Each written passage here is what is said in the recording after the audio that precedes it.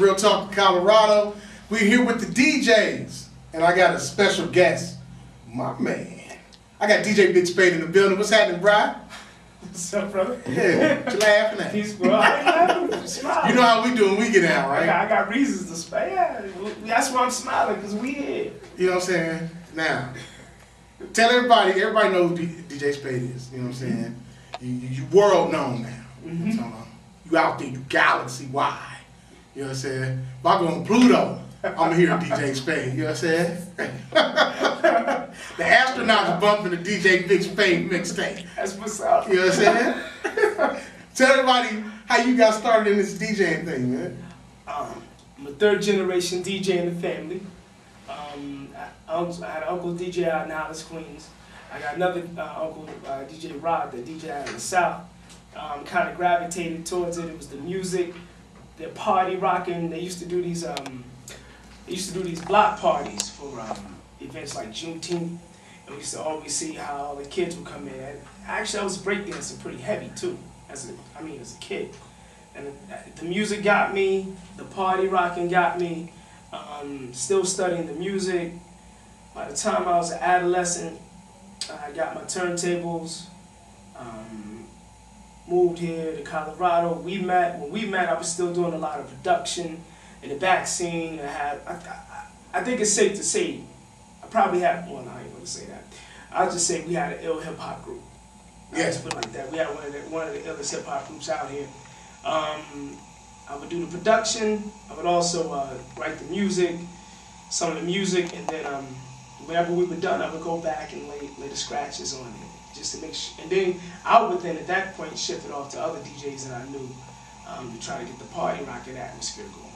So, I mean, I guess so. From the beginning, I've always been more of a performance DJ, like a concept performance DJ, which kind of put me in a position to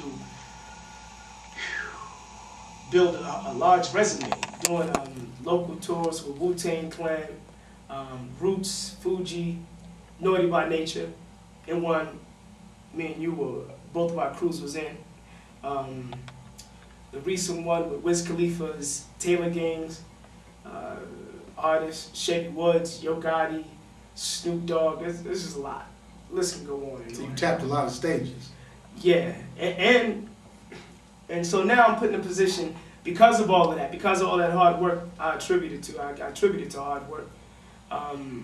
Ended up becoming a Violator DJ, Monster DJ, the president for the West Coast X Squad DJs. You know Monster DJs. That's the company that does it Dre's headphones? Yeah, that does the beats by Dre's. Mm-hmm. Yeah, and man, I do parties mainly in New York, Colorado, some in LA. I'm on the Bay Area radio station, Rhythm 105.9 FM. Mm-hmm. And just staying positive, man. Just staying positive, keeping to a positive grind, and also sticking to the art, not worrying about marketing, not worrying about promotion, not worrying about none of that, just sticking to the art, man. Sticking to the art, sticking to the science of hip-hop. So you let your talent show. Yeah, expose the talent more than marketing and promotion. Everybody knows I've done my own booking, I've done my own everything. I've even booked for other people. Mm-hmm. But throughout the whole ordeal, I always was concerned about what the next person that's listening to my music, what are they going to think? I tell every DJ with a hot head, I always tell DJs this: you're only as hot as your next 3 minutes, because that's how long that last radio song is. Yeah. You know, you could throw in that wrong song. That's right. About 3 minutes, man, you could clear a dance floor. Yeah, easy. I've cleared a dance floor before. Easy. And it is an embarrassing thing. And you be like, oops, wrong song. Let me get something else in there. Let me get something else in there. Yeah. You know what I'm saying? So who were some of your influences growing up in this thing? Man, I'd say one of my strongest influences, that's heavy. That's heavy. Okay, from the party rocking side, Funkmaster Flex. In 1997, Ramik hooked it up. Ramik from Rockefeller Records hooked it up to where me and my crew went out to we performed at the Tunnel. And I wasn't even legally the age to be going in the Tunnel. And man, hearing Flex go at it was crazy. crazy. It was amazing. Mm-hmm. So, you know, party rocking, that area. When it comes to turntablism, man, I lean on Jazzy Jeff. I lean on DJ Spade, DJ Scratch, of course, EP&D's DJ. Wow, he's one of the illest scratches ever. I think, well, heck, I think it could possibly even stop right there. You know what I mean? I mean, those are some really good influence outside my family. Mm-hmm. You know? Kid Capri too. I ain't gonna front. Man, you can't front on Kid Capri. We done rocked a couple of parties. Matter of fact, all due respect, with the National Black Ski Summit couldn't afford Kid Capri, they called me. Is that right? I take it as a compliment. So let's get the. Swear to God. But you ain't playing rap though, so we don't want to make it seem like you was playing rap. Yeah. But they were saying we're gonna go with something a little less budgeted. Yeah, we're gonna sell a little less budget. You know what I'm saying? But you still get the same effect. Right. So you gotta give yourself that props, right? That's what's up. And then for me to be rocking with Kid Capri, we rocked with Kid Capri at the White Party. White Party. That year, the next year. So I mean, it is what it is. It's the talent, man. Gotta stick strong to the talent first. So let me ask you now. We know about Colorado's hip hop scene. What are your thoughts on it? What are your thoughts on the state it's in now? The state is where it's going, where it needs to go. Go on, be truthful, brother. Go on, put it on the table. Yeah, everybody knows I'm a little bit, a little political when I start talking. All right, listen. Colorado hip hop, as where it is right now, it's creative, it's fun, it's definitely adapted to the current sound in hip hop. So you know, you got some talented guys out there. You got some talented guys, but you also got some less talented guys. I mean, that's not candy coated. There is a lot of people who are just not at that place that they need to be. And you know, like let's be honest, doing music in your house and in your basement, that's something. That was an idea that originated with hip hop, of course, but now, you know, you got beyond that. Yeah, and so it makes it more easier for you to get exposed to the type of music that you probably don't want to hear in your car. And I mean, like, just audio engineering tricks, like things that just does not make the package. It's not a flattering thing when you hear the package for the artist to be giving you a bad package. She said some people are coming out with music and it's less sounding.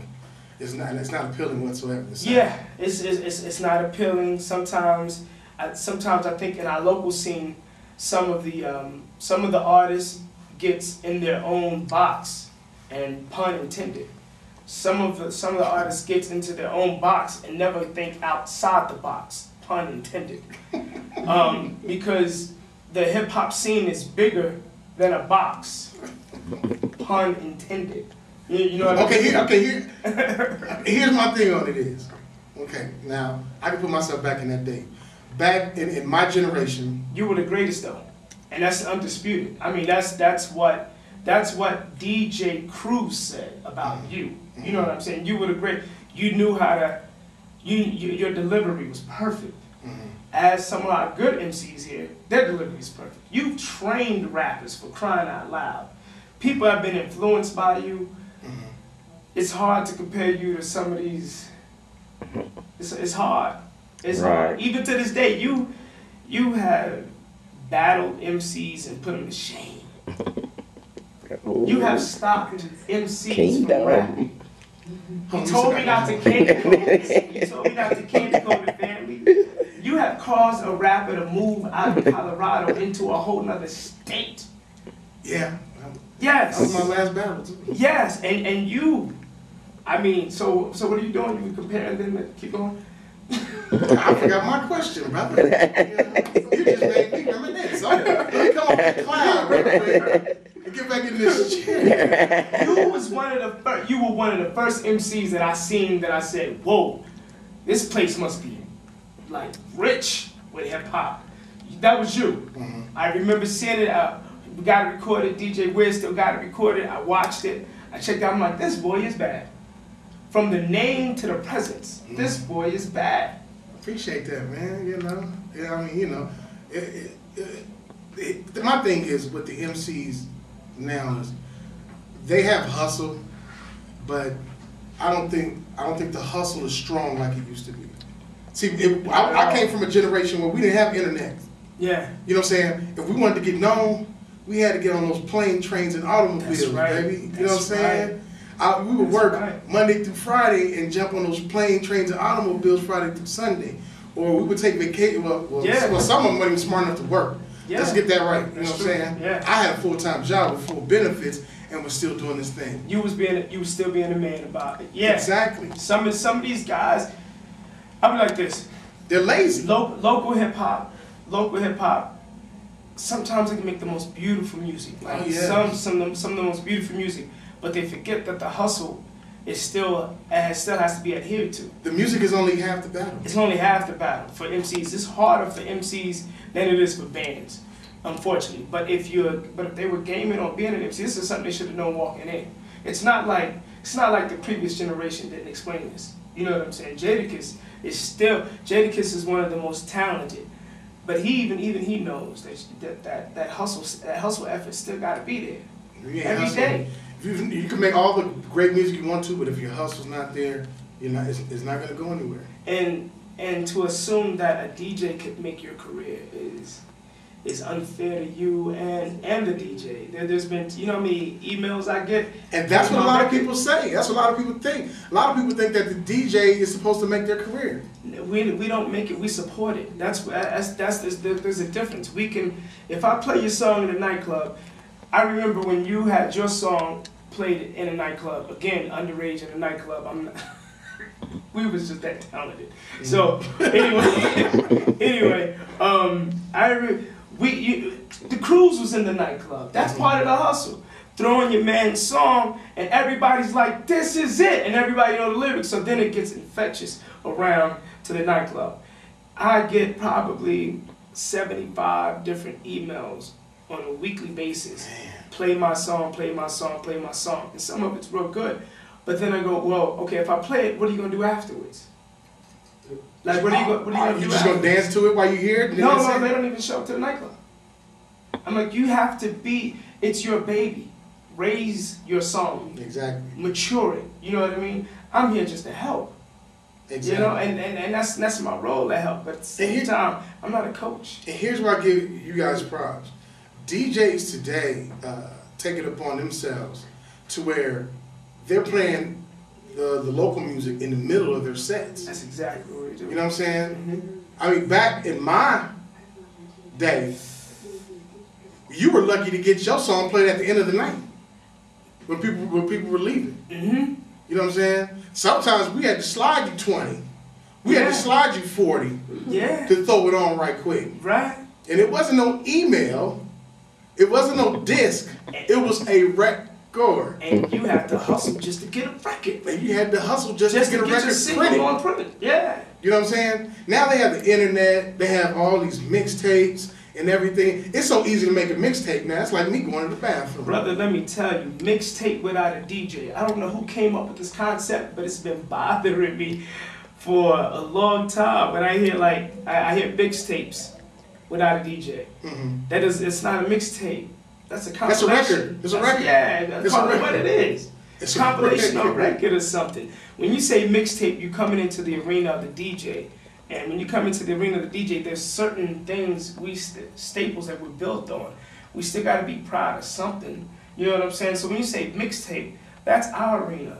You know what I mean? Like, bring your stuff over here. Let us really support you. People don't understand that mixtape wasn't an MC thing. Mixtape was a DJ's baby. That's where a DJ made a mixtape of all the latest music, or not even the latest music, but his music, or some of the latest music, and he put it out. All of a sudden, rappers start doing mixtapes of themselves and took it away from the DJ. See, people, unless you know your history, people don't know that.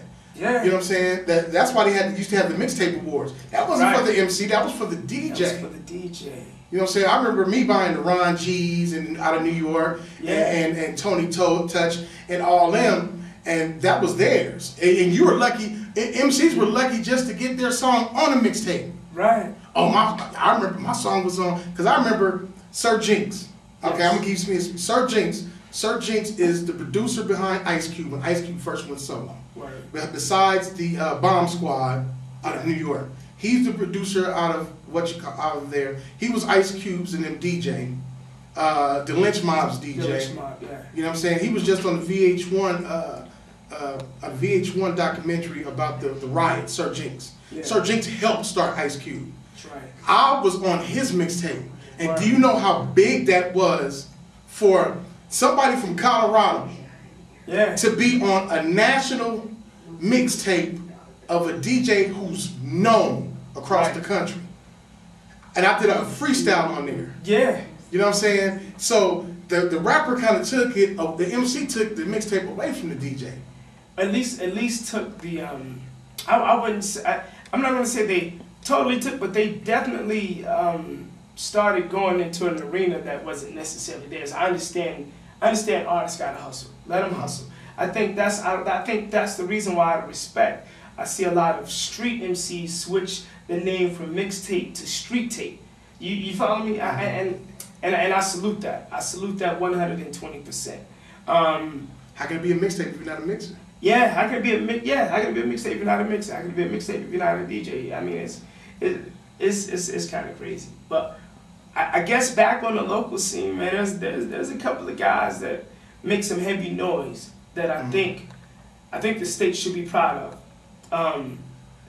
And I mentioned them, but before I go into that, I gotta tell you one of my concerns for quite some time has been not necessarily always the artist, but mainly the support that this state is missing. This state is missing a lot of support. Like I said, I came in to the game a little bit more heavier on the artist side. And so I had to deal with the audience in a different nature. You know, you have to influence an artist, hey, come to see these, influence the audience, hey, coming to see these guys is a pretty good thing, and they're pretty talented, or whatever have you. Now, it is difficult for any of these good artists to get 50 people in one venue to watch them to perform. You may have one or two that can pull a lot of people in. I gotta say, I'm gonna say his name, respect due to King Tef. I mean, ironically, somehow this brother was able to network a lot of people in Colorado Springs and grab people, but to come to his shows and support us. But mainly, the state really needs you. The state really needs the support. But it's been like that for years. It's been like that for years, you know. And I'll stand by that we don't have the support we should. Yeah. With each other. Right. I mean, everybody complains about radio play and things like that, but we don't have the support from each other first. Yeah. You know what I'm saying? It's like if one person's doing this, another person's frowning about this, things like that. Right. So that's where the problem starts. Right. You know what I'm saying? Like every MC should be buying another MC's music. You know what I'm saying? And the crowd should be, you know, buying it. Right. People wonder why Colorado's not on. Colorado doesn't have that following. And that's one of the main reasons. You know what I'm saying? Tell everybody where you DJing at now. Now I do my Saturday nights, Teddy's Nightclub, Friday nights. Yeah, that's the largest Saturday in the state. Friday nights at Funky Buddha. Thursday nights off and on, rotating at Reggae on the Roof. Sunday nights I do a reggae night. That's all you need is 3 nights. Yeah. You're getting paid enough. Don't start talking about pay, bro. You can get me in trouble. You know what I'm talking about? You got it. You know what I'm saying? I saw your house. Oh my God. So don't front with me. I've been to your house a couple times. I didn't go in. But you can tell how big it is by now. You know what I'm saying? My man DJ Spade, man. You know, we can touch, we can sit here all day, me and you. We can talk about hip hop all day. But I want to thank you for coming out, man. You know what I'm saying? No doubt. You know, anytime for you, bro. You know how we do. Anytime. My man DJ Spade. We out of here. Another episode, Real Talk Colorado. You know what I'm saying? It's your man Kingdom standing in for my brother YT. He out there philandering around up in Winter Park. He probably got on his old fedora with some silk shorts on, with some long old school man dress socks on, with some loafers. You know what I'm saying? That's right. I said it. You know?